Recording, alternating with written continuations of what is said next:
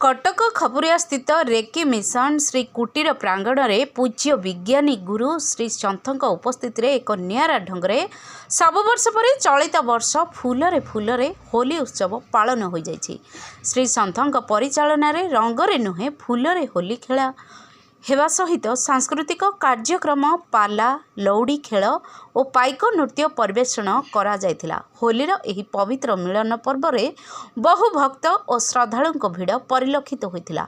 होली खेल सहित भोजन करी श्रद्धालु माने खुशी मनरे श्री सन्थों आशीर्वाद लाभ करी प्रत्यागमन करथिले।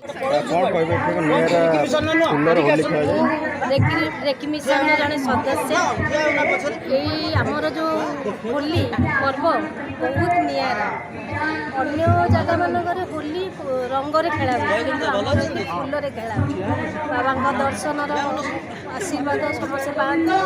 आमर लौड़ी खेल हुए पाला हुए विभिन्न प्रकार खाद्यर आयोजन हुए।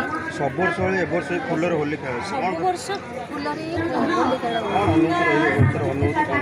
सब वर्ष बाबा अनुभूति मैं सब वर्ष गोटे गोटे प्रकार निरा माने आशीर्वाद पाइबा